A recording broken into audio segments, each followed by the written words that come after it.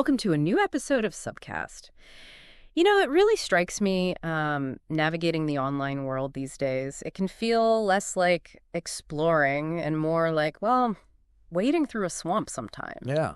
A swamp of ads and dodgy offers and honestly just a lot of negativity. Does it feel that way to you? Oh, absolutely. Yeah. It's almost a paradox, isn't it? We've got more ways to connect than ever, technically. Right. But actually cutting through all that noise to make a genuine connection, that feels much harder. Exactly. And that's really the puzzle we've been, thinking about a lot here at Subsign. We've noticed this really interesting shift happening. Mm-hmm. It's like a resurgence of, well, good old offline marketing tactics.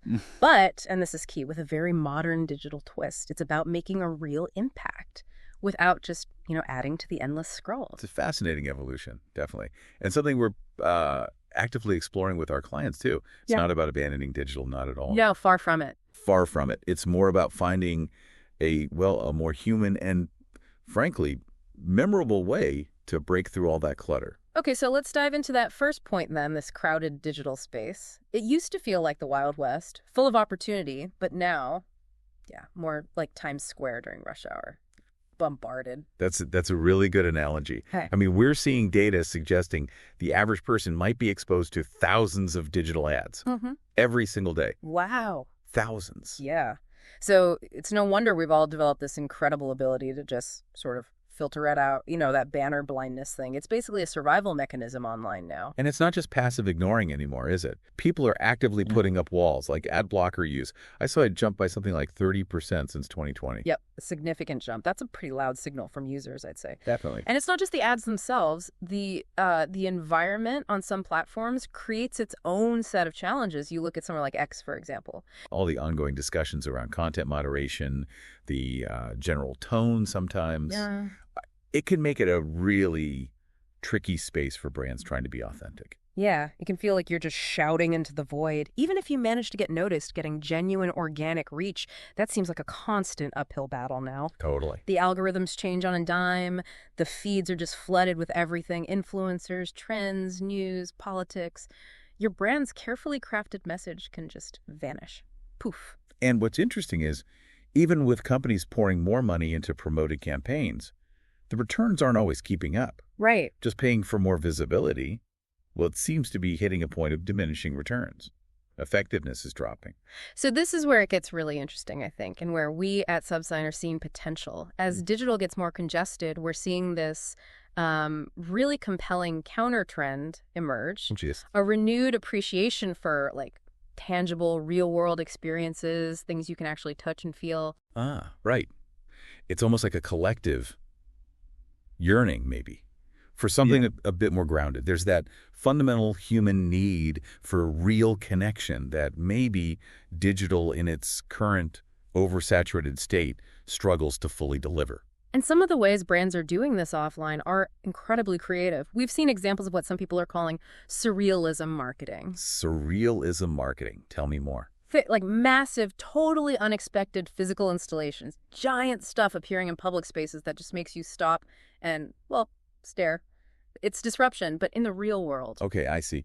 And what's particularly clever about those kinds of offline stunts is how they're often designed for online sharing, right? Exactly. Someone sees this giant weird object. What's the first thing they do? Pull out their phone. Yep, take a picture, post it. And boom, that offline moment gets amplified, like exponentially across social media. That synergy, that blend, that's the really smart part. Totally. So why is this offline thing booming again? It feels almost a bit retro, doesn't it, in our super digital age? What's the core appeal? Well, at its heart, I think it taps into our basic human need for, sensory experiences, face-to-face interaction. Real-world events, they create memories that are often just more vivid, more lasting than something you just passively scroll past online. There's a different level of engagement when you're physically there. We've seen some big brands lean into this really well, like Nike's long-term commitment to sponsoring actual athletic events, building running communities. Yeah. Or Red Bull. Or Red Bull. Yeah. With their extreme sports and cultural events, that feels so much more impactful than just, another banner ad. Absolutely. And those brands, they aren't just slapping a logo on something unrelated. They're becoming part of the experience itself. Right. Integral. Exactly. They build genuine affinity, real connection with their audience that way. And that positive feeling, it naturally spills over into how people see them online, too. Now, let's maybe talk about a potential downside or a pitfall we sometimes see in digital marketing, this tendency to chase, like, spectacle above everything else. Yeah, flash over substance. Exactly, those fleeting viral challenges or maybe shock value stunts that grab eyeballs for a second, but maybe don't leave much of a lasting positive impression. That raises a really crucial question for us and for brands we work with. Okay, a sensational campaign might generate some short-term buzz, sure, but does it actually build lasting brand loyalty? Good question. There's a real risk, I think, of alienating your audience if the focus is just purely on shock and awe, without any real connection to your brand's values or, what your audience actually needs or cares about. And consumers are getting savvier, aren't they? Especially younger generations. They seem to have this finely tuned radar for anything that feels, well, fake or inauthentic. Oh, definitely. You can spot a forced meme or a hollow trend from a mile off. Yeah. And we've all seen examples probably of influencer collaborations that just completely miss the mark. Oh, yeah. Cringeworthy sometimes. Right. And it damages both the influencer's credibility and the brand's, because the partnership just felt unnatural, or the message was totally out of sync. Tone deaf. So let's circle back to that powerful combination we touched on earlier, that synergy. Offline experiences, boosting online amplification.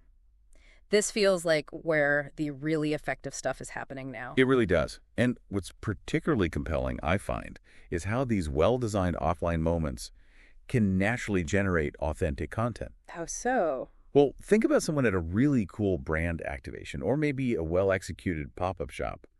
If they have a genuinely good experience... I want to share it. Exactly. They're likely to share that positive experience on their own social media. Yeah. They become organic advocates for the brand, and that feels way more credible, more trustworthy than any paid ad ever could.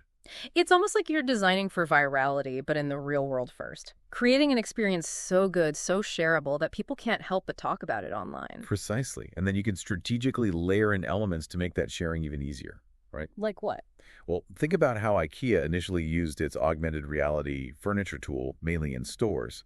That enhanced the physical shopping trip. But then, when they made that same tool widely available through their app for anyone to use at home, its popularity just exploded. Yeah. That's a perfect bridge between physical and digital. That's a great example. And simpler things work too. Branded hashtags at events, QR codes that link directly to online content, fun AR filters people can use on Instagram. All these things help connect the dots. Okay, but here's a classic challenge.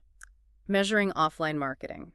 It's always been trickier than tracking online clicks and conversions, right? How do you prove the ROI? That's a fair point.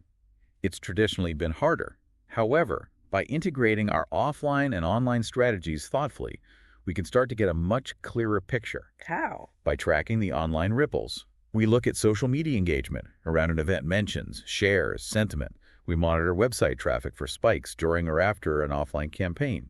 We analyze the volume and type of user-generated content that emerges. Oh, okay. So you connect the offline activity to measurable online results. Exactly. It lets us quantify that digital ripple effect from the offline initiatives. It doesn't capture everything, maybe, but it gives a much more holistic view of the overall marketing effectiveness than just looking at one channel in isolation. So really, if we pull all these threads together, it sounds like the winning formula isn't about picking sides online or offline. It's about blending them. Precisely.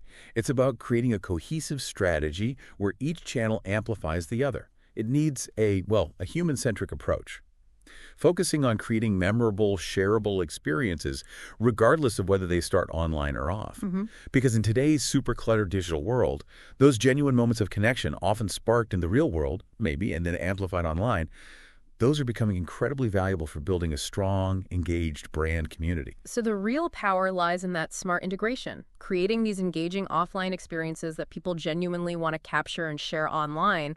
That seems like the key to cutting through the noise and actually making a lasting impact. I really think so. And, here at Subsign, we're genuinely passionate about helping brands figure this out, navigating this exciting, evolving landscape. So if you're listening and thinking about how to build more meaningful connections with your audience, or maybe exploring how this blend of online and offline could work for your brand, well, we'd love to chat. Definitely. Feel free to get in touch with Subsign for, any of your marketing needs. Yeah. Because ultimately, we really believe the future belongs to those brands that can weave compelling stories that flow seamlessly between our physical and our digital lives.